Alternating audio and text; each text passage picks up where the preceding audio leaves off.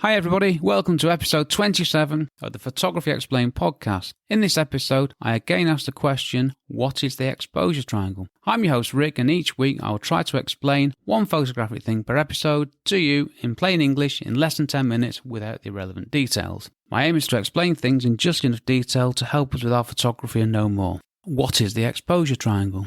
Okay, I covered this in episode 4 and I didn't do a very good job. So I've worked quite hard on this one. I've written something down. This is take 4 because on takes 1, 2 and 3 there were things that were not right or were not clear or that I was not happy with because this is important.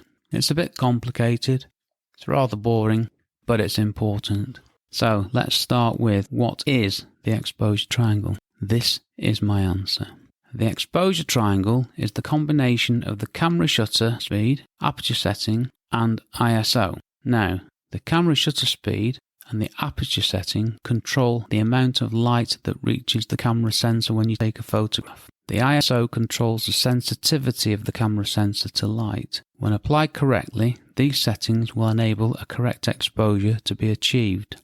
The exposure triangle can be used creatively to take correctly exposed photos with different aperture, shutter and ISO settings. The exposure triangle is also used to take photographs in challenging light conditions and also for creative image capture. Now the bit I was getting stuck on was defining the exposure triangle, which looking at my notes is still wrong, but I managed to correct myself there. So I did stutter a bit, so I'm going to come back to that. So the exposure triangle is a combination of camera, shutter speed and aperture and ISO. I'll say that again in English. The three elements of the exposure triangle are shutter speed, aperture setting, ISO. The shutter speed and aperture control the amount of light that gets through to the camera sensor. The ISO controls the sensitivity of the camera sensor to light. Okay, that's it. I'm sort of happy with that. I don't mind making small mistakes. It proves I'm human and I'm not reading this entirely from a script. I do have prompts in front of me and you'll see why in a minute. So that's the easy bit out of the way.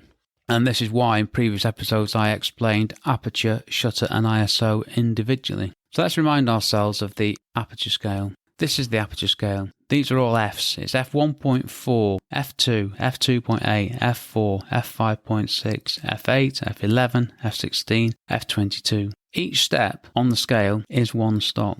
A stop is a doubling or halving of light. Now for the shutter speed range, I'm not going to say second every time.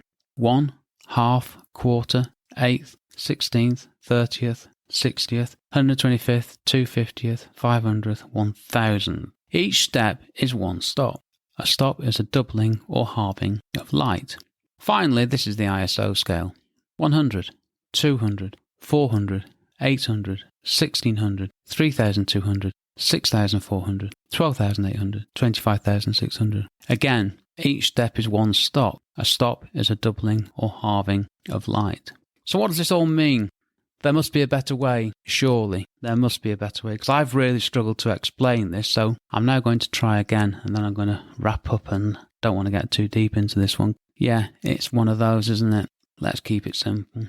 If you're using the following camera settings: shutter speed 1/250th of a second, aperture f8, ISO 200. If your camera's saying that that is the correct exposure, if you change the shutter speed to 1/125th of a second, you are doubling the amount of time the shutter is open. I said exposed, but open's better. That's doubling the amount of light reaching the sensor, and that will result in an image which is overexposed by one stop, as in too bright because too much light has got in. Now then, if we go from 1/250th of a second to 1/1500th of a second, that's half the time the shutter is exposed, which is half the light, resulting in an image underexposed by one stop, which is dark. Go back to those settings: 1/250th of a second, f8, ISO 200. If we change the aperture from f8 to f5.6, we are doubling the amount of light let in, overexposes the image by one stop. If we go from f8 to f11, we halve the amount of light, and the image is underexposed by one stop. Go back to the beginning: 1/250th of a second, f8, ISO 200. If we change the ISO from 200 to 400, we double the sensitivity of the sensor, resulting in an image which is overexposed by one stop. If we change the ISO from 200 to 100, we're halving the sensitivity of the image sensor, underexposing the image by one stop. Right, that's it in a nutshell. So you change one of these things and it overexposes or underexposes against what the camera is telling you is the correct exposure.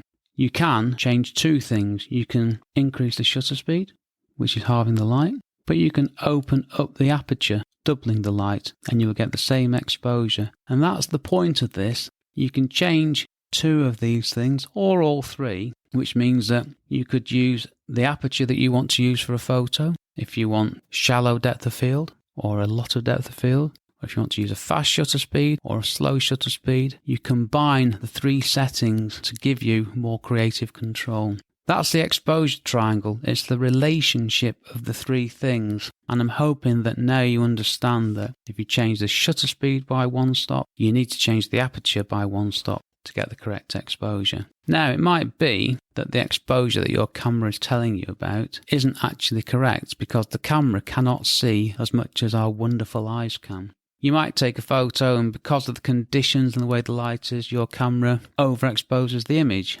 In that case, you would adjust the shutter speed or the aperture ordinarily to reduce the exposure. So you'd go with a faster shutter speed or a smaller aperture to reduce the amount of light getting in to get you to a more correctly exposed shot. With an underexposed image, you'd do the same thing to get more light in. And this is where you're getting into creative photography. So that's why the exposure triangle is important, because the three elements, you're starting off with a correct exposure or an exposure that needs adjusting. You can change the aperture, the shutter speed, and normally the ISO, like you won't change the ISO through choice, you change the ISO through necessity of the other settings, as in if it was dark and you needed a faster shutter speed, you'd push your ISO. Or if you wanted to get creative effects like underexposed or overexposed or shallow depth of field, understanding the exposure triangle is so important. Well worth spending time on. It's well worth learning because everything that you do going forwards will be influenced by the exposure triangle. I hope this has made sense. You might want to go to my blog post for this episode on my website, rickmcavoyphotography.com, because I find these things are easier to read than to talk about. This has been really difficult to explain in words. I've written it down and it's fine.